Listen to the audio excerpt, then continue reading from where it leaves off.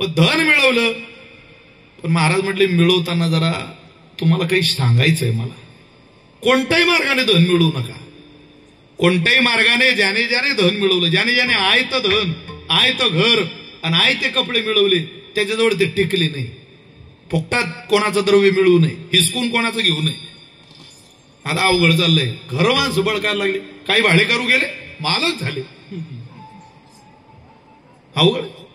पुणे मुंबईत जा तुम्ही, मरणाच्या केसेस आहे, भांडणं आहे. 10 वर्ष भाडेकरू राहिले, 11व्या वर्षी मालकाला भाडे देणं बंद केलं आणि दारात जर पाय टाकला, 2-4 गुंड बिंड धरले, दिलं त्यानं सोडून, बळकावून घेतले घर. ज्यानं घर हे कष्टानंच बांधावं, जसं मस्के परिवारानं बांधलं. द्रव्यानं भले उशिरा होईल 5 वर्ष, पण घर कष्टाचं असावं. त्या घरामध्ये कष्टाचं नसलं तर ते त्रासदायक ठरतं. वास्तूमध्ये अनेक दोष असतात. आजच्या दिवसाचं नाव आहे वास्तू शांती. वास्तूची काय शांती? त्यात इतके दोष आहे की जेवढे कुठंच नाही बाहेर. मी पटवून देतो तुम्हाला. अगोदर तर घर बांधायला जमिनीचं पोट शिरावं लागतं, तिला खोदावं लागतं महाराज. तिचं पोट फाडलं की तिला त्रास होतो. ती आई आहे, भूमी ही देवाची पत्नी आहे. मग तिने जागा दिली आपले पायी रोवायला, घर मजबूत करायला. मग तिला प्रार्थना करावी लागते. त्याला भूमिपूजन म्हणतात, हे की नाही? त्या भूमीचं पूजन करावं लागतं. भूमिपूजनाला नारळ फोडून, तिलक करून, मग तिला आव्हान. काही वेळेला गुडवेल त्यामध्ये घालतात, अनेक वनस्पती घातल्या जातात. समुद्राची वाळू आणली जाते, त्यात घातली जाते.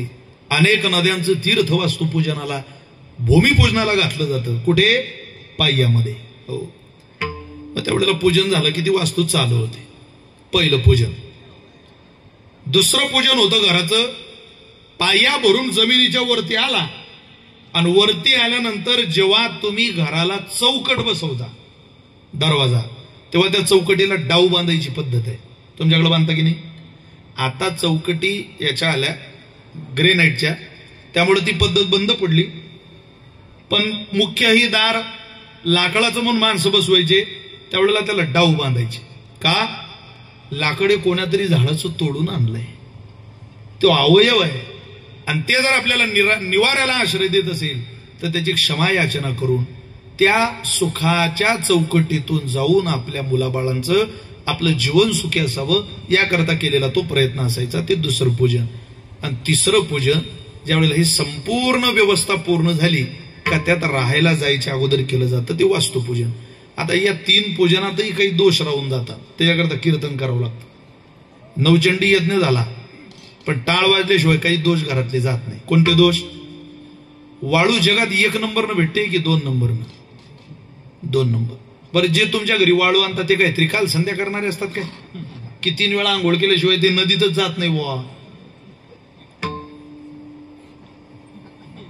प्युअर माल असतो तिकडचा तो. अहो, व्यसन केल्याशिवाय ते नदीतच घुसत नाही.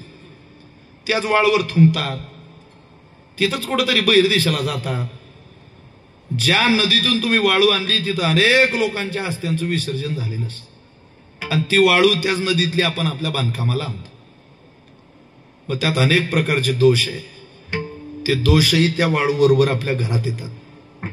विटा, त्यात दोष. बांधकाम करणारा तो जिथं आपलं देवघर आहे तिथं सुद्धा थोकलेला असतो. बांधकाम करताना असतो की नाही? मी घर बांधलंय, मग हे सगळे दोष त्या घरात राहतात. आणि ते जागा ज्याच्याकडून आपण घेतली त्याचा कदाचित त्या जागेमध्ये जर प्रेम असलं, माया असली तर त्याचं अंतःकरण दुखावलेलं असतं. असे नाना तऱ्हेचे दोष. आपलं तर काही चूक नाही, पण नकळत हजारो दोष घरात आहे. मग करायचं काय? हे दोष निवृत्त होण्याकरता नामनोस्मी यावते शक्ती पापरनेर हरनेर तावत. महर्षी व्यासांच्या मुखातला श्लोक आहे का? कान जरा माझ्याकडे द्या.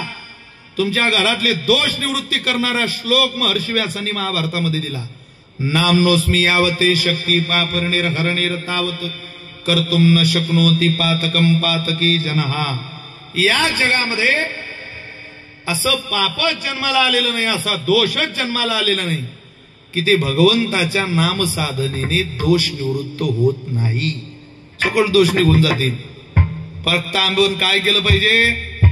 गाते श्रोते आणि पाहते, गाते श्रोते आणि पाहते, गाते श्रोते आणि पाहते, गाते श्रोते आणि पाहते. चतुर विनोदे दुष्यिते, चतुर विनोदे दुष्यिते, चतुर विनोदे दुष्यिते, चतुर विनोदे दुष्यिते. सोहम भावे पूर्ण ज्ञाते, सोहम भावे पूर्ण